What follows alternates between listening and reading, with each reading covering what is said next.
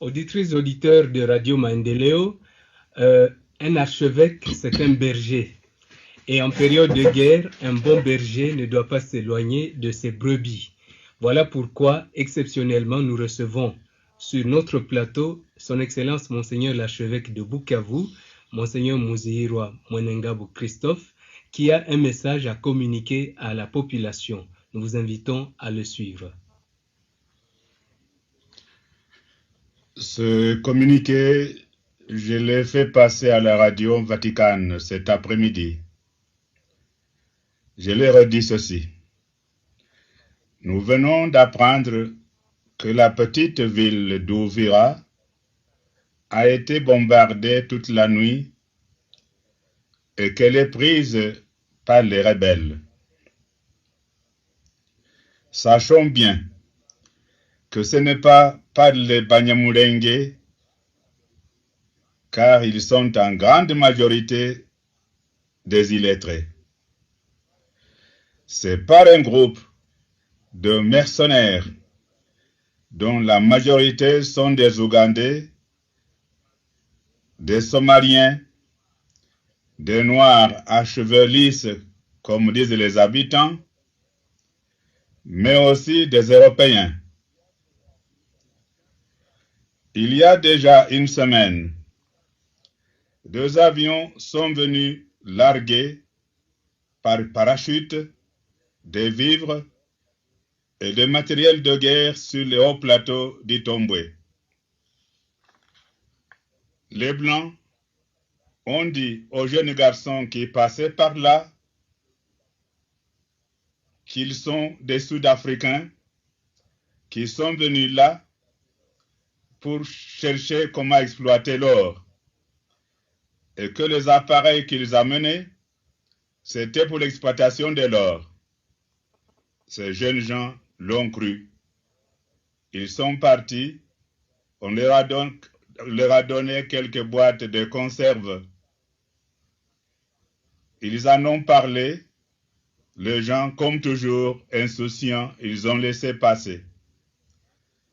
Et quand ils sont revenus, ils ont découvert qu'il s'agissait de matériel de guerre.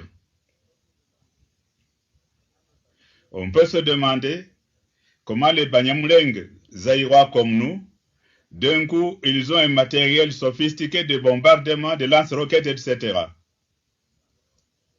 Alors, le monde international doit le savoir qu'il ne s'agit pas de Banyamulenge, mais des mercenaires engagés par le Rwanda, le Burundi, et appuyés par les lobbies internationaux qui se moquent du Zaïre, qui détournent le message et qui annoncent toujours que les Rwandais ont déjà pris telle ville alors qu'ils sont loin de là pour provoquer une panique. Les gens commencent à fuir, abandonnent les lieux et les autres arrivent dans un endroit désert. Alors ils sont maîtres de tout. C'est pour cela que je vous dis, frères, n'abandonnez pas Bukavu, restez ici, c'est chez vous. Cette terre est à vous, elle est de nos ancêtres, nous ne pouvons pas l'abandonner et fuir. Nos militaires ont trompé les gens de Nyangezi, leur disant de fuir, parce qu'eux-mêmes fuyaient. Alors, les militaires ont une responsabilité aussi. Eux qui doivent nous encourager à lutter avec eux, c'est eux maintenant qui nous demandent de fuir. Ils nous demandent d'ailleurs pour que lorsque nous fuyons, ils reviennent piller nos maisons vides d'occupants. Nous demandons à nos militaires, surtout ceux qui sont à Bagira, qui ont fui les camps, qui ont fui le front, qui viennent maintenant agresser les habitants qu'ils doivent défendre.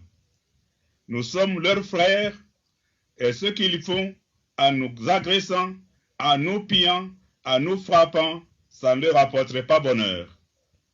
Que les habitants de Bukavu soient fermes, qu'ils ne se laissent pas intimider par l'approche des étrangers, qu'ils résistent aussi à ces mercenaires qui sont des Zaïrois, qui sont en train de nous exploiter, qu'ils soient prêts à aider des bons militaires courageux.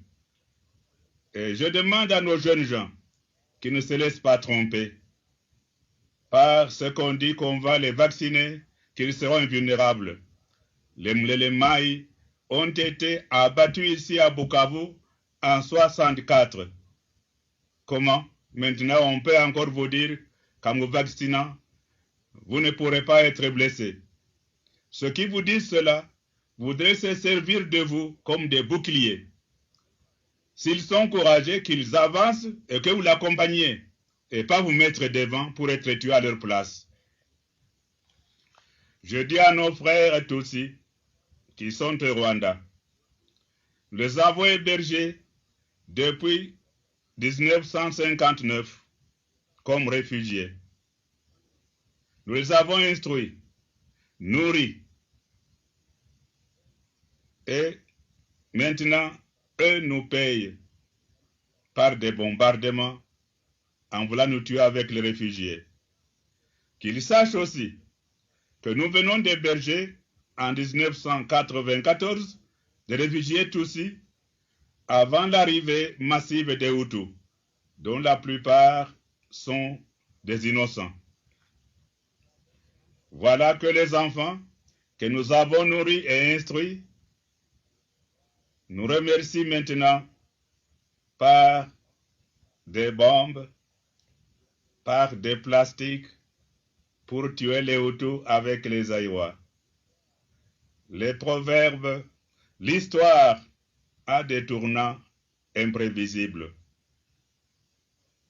Un proverbe dit qu'il n'est pas malin celui qui crache dans la source où il vient d'étancher sa soif, car il se fera qu'ils doivent retourner. Nous disons à nos frères Tutsis de Rwanda qu'un remerciement qu'ils nous font n'est pas pour leur bonheur, ni pour le nôtre. Nous les pardonnons d'avance parce qu'ils ne savent pas ce qu'ils font. Mais bien chers frères bukaviens, je vous invite à ne pas vous venger sur les innocents aussi qui sont parmi nous. Non. Ceux qui ont envie de se battre, qu'ils aillent au front. Ils n'ont pas fait le brave ici parmi nous. Dieu protège toute vie de tous les peuples. Et il ne voudrait pas conduire des innocents, surtout pour des intérêts matériels. J'invite encore les parents à dire à leurs enfants qu'ils ne se laissent pas embrigader dans le pillage. Ils vont nous piller, mais ils en seront les victimes. Je vais m'arrêter en vous disant comme toujours, mettez-nous ensemble dans la prière, mais organisons-nous aussi à défendre notre cité et notre pays, notre patrie. Bonne nuit.